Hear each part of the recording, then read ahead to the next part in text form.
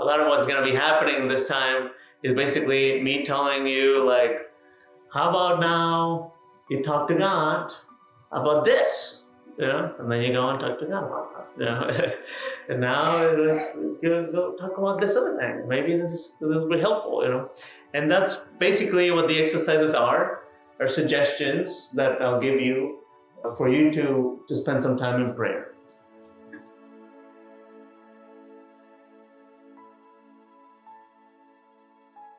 My role is not to be like a wisdom figure or like a guru and you come to drink from my fountain. It's really almost the opposite. It's like I just kind of will give you some things, some exercises that you'll take, and you go think about some things, pray about some things, talk to God about those things, and the meat of the retreat will come from there.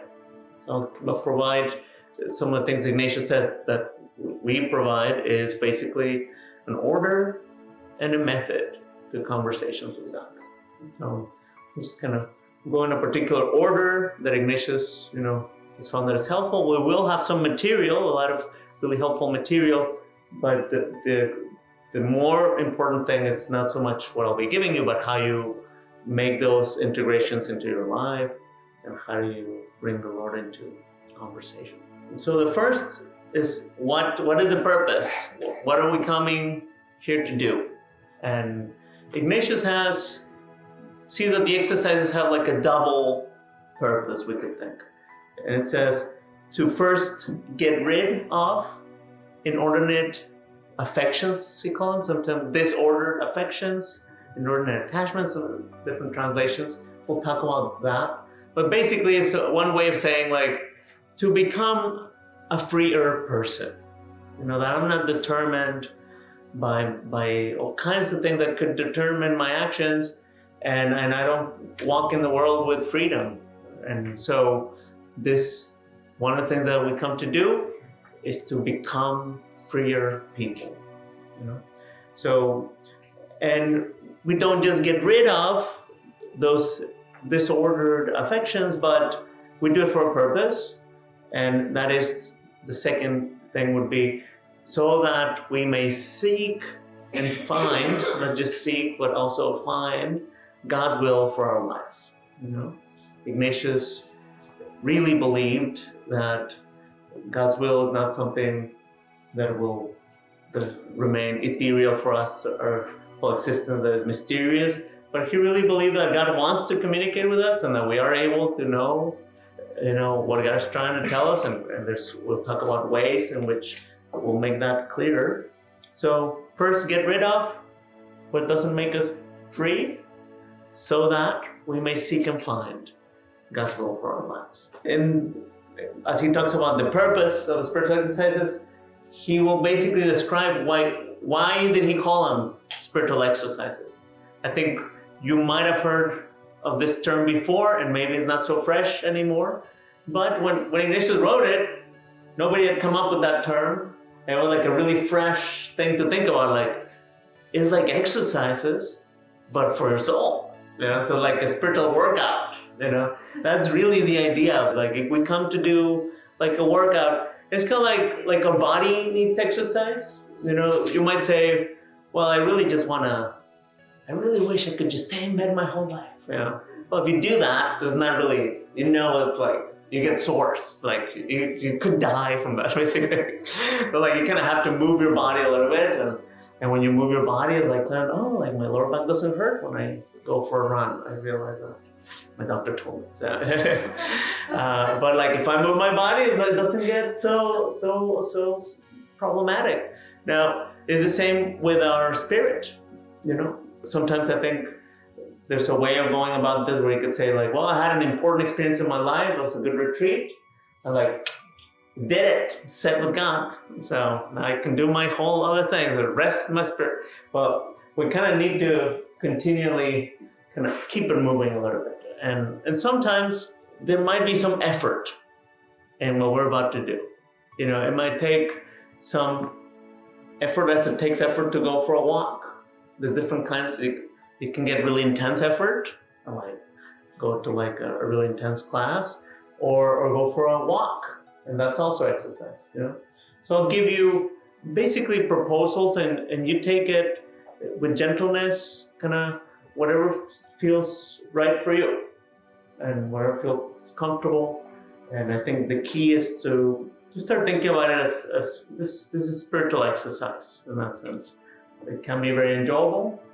There might be times where it feels like a little bit like, now I have to do this, but I think it's going to be worth it at the end. I think every time you go to the gym, sometimes you feel like, yeah, it was worth it. Yeah, I feel better at the end. So, another thing that Ignatius likes to say as we begin is this second quote. It says, "It is not much knowledge that fills and satisfies the soul, but our savoring and tasting of things interiorly." That's a wonderful thing to think about. So I think sometimes we might come on retreat kind of thinking, oh, I'm going to learn a lot of stuff. I'm going to learn a lot of spiritual things. I'm going to learn this or that. But this is really not necessarily the core of what we do in spiritual exercises. Is really not knowledge, but of savoring. So there's this analogy with our palate, savoring and tasting things interiorly. So there's going to be stuff that we'll discuss, things that you go think about. And the more important thing that will be happening is like, how does this thing that we just talked about in there connects with this friendship, this very particular thing in my life? How does this thing connect with this thing outside of the retreat? And as you're doing that, you're basically taking one thing, and like savoring it, you know. And as we do that, that becomes a process of integration, where there might be a lot of stuff to learn, but the more important thing is like, how does a few things we do kind of connect with our life, and basically that becomes a way like scripture integrates into our life, becomes a part of us. That's more important, like having a whole lot of information, but like, how do I put this into my self? You know? And so that happens when we take the stuff, we savor it, we sit with it. In part, that's kind of why we have the space for silence, because things kind of simmer also. Sometimes if you're thinking about something important, you know, you will let that kind of move around in your head, think about it. If we're in like a normal conversation day, you will start thinking about something really important, and then somebody might come and say like, hey, isn't the weather nice? You know? And all of a sudden, you might have been thinking about the purpose of life, but that's gone. You know, you might pick it up months later, you know? So this is where we come to do. The silence helps us kind of go a little deeper and like keep chewing on things, even if you're not formally praying. So some of the things we'll be using, we'll talk about them as like, we'll connect with our memory. So some of the stuff you're going to be kind of doing inside is checking what stuff has happened to you in your life. You know, reviewing some of where you're coming from, you know. So we're going to be using our memory, our understanding, meaning some of it is like we're going to integrate things. We'll be seeing how things connect. We talked about that.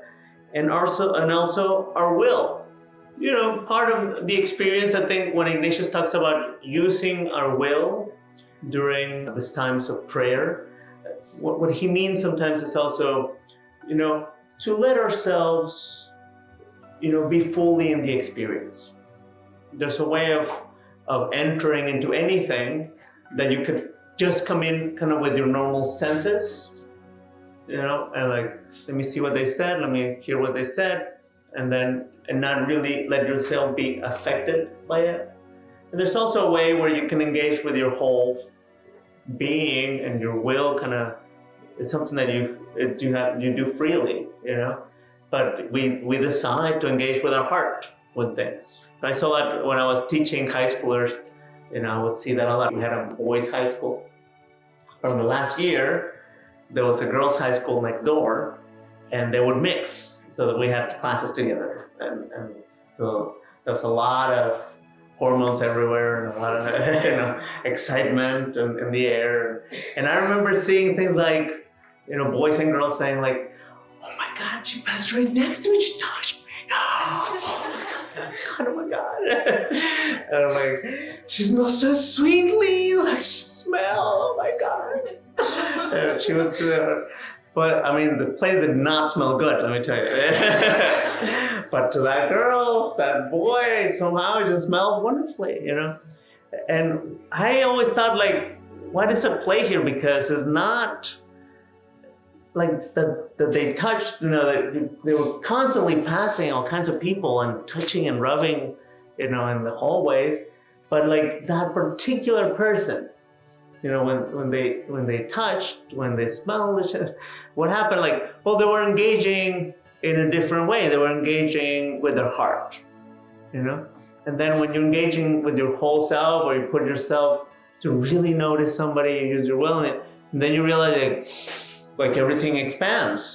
Is not your normal senses. It's like you really notice stuff, So that's kind of like the invitation to come and retreat and really kind of put yourself into the experience and put your heart into the experience, and everything, I think, will be even better, Stick to your time of prayer, and that will be different for each person. So if you've never prayed before, there's going to be the first sort of prayers are not going to be very involved. They don't have a lot of structure. It's just like questions, But just check on those first prayers, how much time did you spend on them? And how much time is comfortable for you to pray at this time? It would be wonderful if you kind of move your time up to make it like Ignatius recommends we don't go over an hour. But like anything in that range from 5 minutes to 10 minutes to an hour, that's the time for prayer, okay? So if you start to go over that, you're gonna get tired, it's gonna be too much. I don't recommend go for a walk, change it up a little bit. Another thing, there will be moments where prayer might be a little easier, and there might be moments where it will not. It will be a little harder. Just don't be worried about that. Let's be patient with yourself. That's the nature of the beast, Sometimes things come easier for us. It might have to do with our body and whatever. So just be comfortable with that, okay? But however, you might say like, I'm not feeling it right now. So I'm going to be genuine and I'm not going to pray. That's not going to help you. So if you just sit there for 20 minutes and nothing happens, just try that. Sometimes it's the act of just trying it, something breaks after a few minutes and then something good might happen.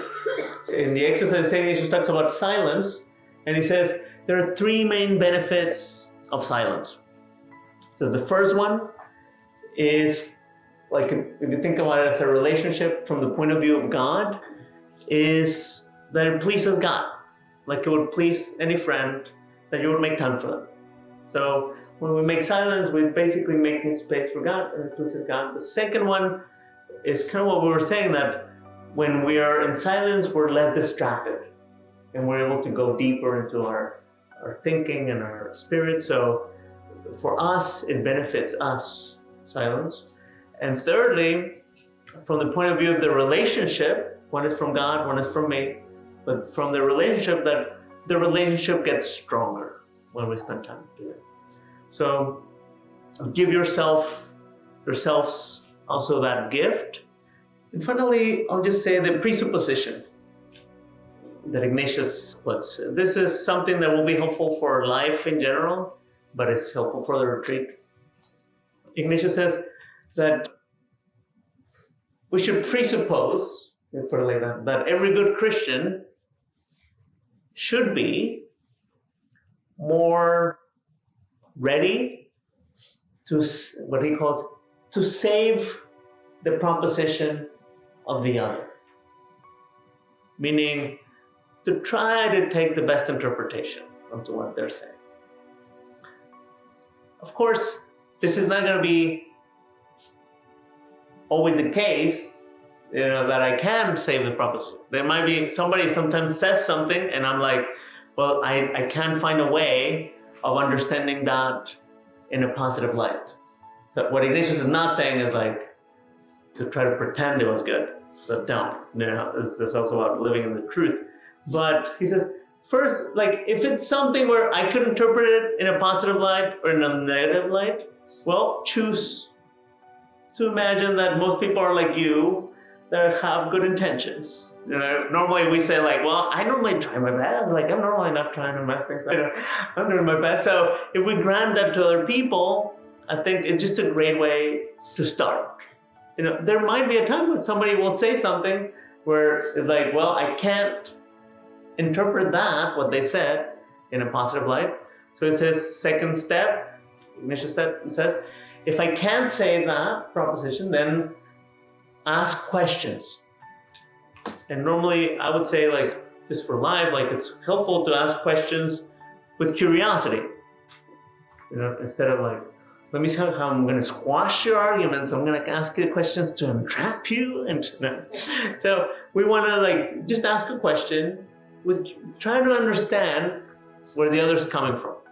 Because maybe, like I sometimes say that things that might be misinterpreted, but if they give me a chance, I can explain it. And if I can think that others are like me, maybe I can grant that and give them a chance. It's a very kind thing, actually, to ask a question like that, rather than to assume the worst. Right? So, to give that space to ask the question. It might be that after I ask the question, I realize, well, that person was really wrong. That's fine. Then Ignatius says, what do we do? Then correct them with love. My God. If you think about society today, if you think about viral videos, if you think about politics, if you think about all kinds of spaces, this would be so helpful. No? Because it's the opposite almost. Like, such polarization that I'm not going to talk to the other side. I'm not going to ask questions because I know everything they're thinking because I've seen my videos. and that's creating all kinds of problems in our society today. And this kind of way of approaching it, it's also about seeking the truth. It's not about pretending, or changing your values, but it's really a very way of living that's very kind, So I'll give you just a couple of things that we'll get back to this topic, but just to get us started thinking about some important topic. But let's talk a little bit about the purpose of life. Simple. Let's just get it out of the way. So it might sound like an ambitious thing, but I think it's just a reflection that will help us a little bit think about our lives in the big picture as we're coming on retreat. So there's many things in our lives. There's work, there's relationships, there's our health, there's all kinds of entertainment, there's tons of things in our lives. And all of them might be competing for our attention constantly. And then every once in a while, I think we come and retreat to like put the brakes on so much that might be happening and just kind of think about, where am I going? And this is a big topic. It's been in culture for many years. In the 7 Habits of Highly Effective People, that was the way Stephen Covey put it in the 90s, a big thing, where he collected basically from different wisdom sources and he put 7 kind of wisdom pieces. And one of them was, whatever you do, begin with the end in mind. It was also in Alice in Wonderland. There was this moment where Alice, the idea of Alice in Wonderland is like this child that basically walks into her dream kind of inner life. And at first, it's fun. She's going in all kinds of directions and doing all kinds of things with, flowers that talk and rabbits that are going. And at first, she's engaging and she's loving it. And at some point, it just gets to be like a feeling that she's going without a purpose and she's feeling lost. And she's kind of lost in her childhood kind of life, like that something needs to change, that there's sometimes something that calls to us as kind of, we can call it maturity, we could call it like life stages, but something calls out to us where like the old stuff that we were doing no longer does the job. And that really puts it well in this story where she's just like, she gets tired and flustered of the whole thing, and she's before a lot of roads. And it says here, there, over there. And she just kind of breaks down and starts crying. And that's where the Cheshire cat comes in, and he kind of asks her, like, why are you crying? She says, well, I just want to get out of here. And the cat says, she says, would you help me? And the cat says, well, it all depends on where you want to go. And she says, I don't care. I just want to get out of here. And the cat responds, well, if you don't know where you're going, any road will take you there. It's a powerful thing, because sometimes we might feel like that a little bit in life. There's a lot of choices to make, and we might be making them, but then after a while, we start feeling like, well, I could keep changing, but I'm not sure if I'm really going anywhere, or if I'm really going the place I want to, like, and where do I want to go anyways? You know, and these are big questions that a lot of times there's no time for thinking. Like, you know, what will pop up is, how about you buy something? How about you change jobs? How about you tell your mother how you feel? You know, how about like politics? You know, how about you tell other people that they're wrong? You know, but you can be in all that. You can continue, or like every once in a while, I think it's important to see, like, okay, so where is this whole thing going? The shopping, the arguments, the relationship, the job, like, where is this whole thing going? And I think if we come from a perspective of faith, we do kind of like step back, and we all could probably agree on something if it came on retreat, that, you know, we're made for God and we're going to God. And in that sense, like, we can think about the end, the means, and the difficulty. So if we kind of take perspective, I can say, well, where is my life going? I'm going to God. And that could be a centering thing. And Ignatius says, will help us there, saying that we are created to be in relationship. God is love. And ultimately, he puts three attitudes of life that if we love God, it also touches everyone in our lives. And it says we're supposed to praise, reverence, and serve God. We'll talk about more what that means. But praising, just kind of open it up real quick, having to do with seeing the goodness in God, of creation, of the world, seeing the goodness in other people. That's another thing. Seeing the goodness around us. Praising. You know. Second, it has to do with reverence, meaning that God is greater than my ideas of God. That I can't put God in a box. More like you need to have some reverence about what God is doing in the world, and I don't fully understand it. And if I can have that with God, maybe I can have that also with my brothers and sisters. These are three basic things of what does it mean to love. These are three basic things.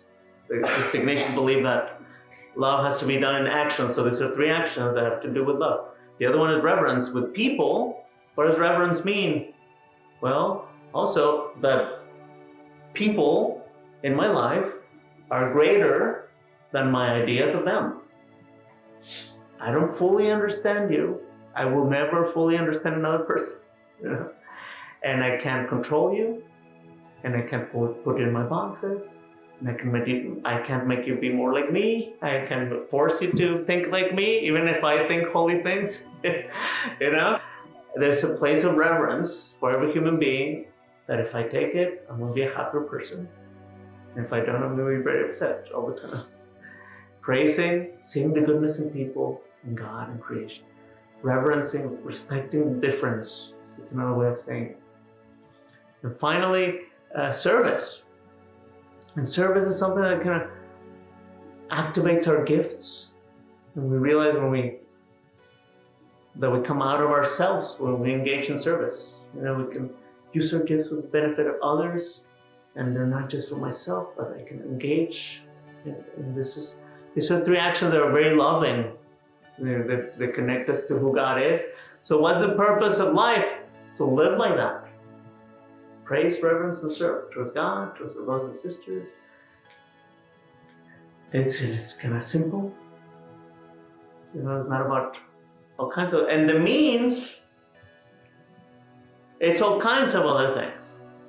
So how do I get there? That's all the stuff that we talked about. The shopping, the job, the boyfriend, the girlfriend, the relationship, the family friendship, the politics, money. Being rich or poor could be a means, but both are means. Meaning, I could get to God with money. Sure, I can love others with money. Sure, I can do a lot of good stuff with money. If I don't have money, can I love others? Can I praise, reverence, serve? Yeah. So with good health, it's a means, not an end. Okay, so can I do great stuff with good health? Can I love others? Yeah. Can I love God? Yeah. With bad health, can I do it? Yeah. And long life, short life, with a lot of friends, with just a little bit, few friends, with a lot of shopping, with a little bit of shopping, with no shopping, with a great job in management, without a job in management. If you put it in there, they're all means. And the difficulty, so the thing is, these are means. They're not ends in themselves. We said the end is over there. It has to do with love. Can do all that without the shopping, without the...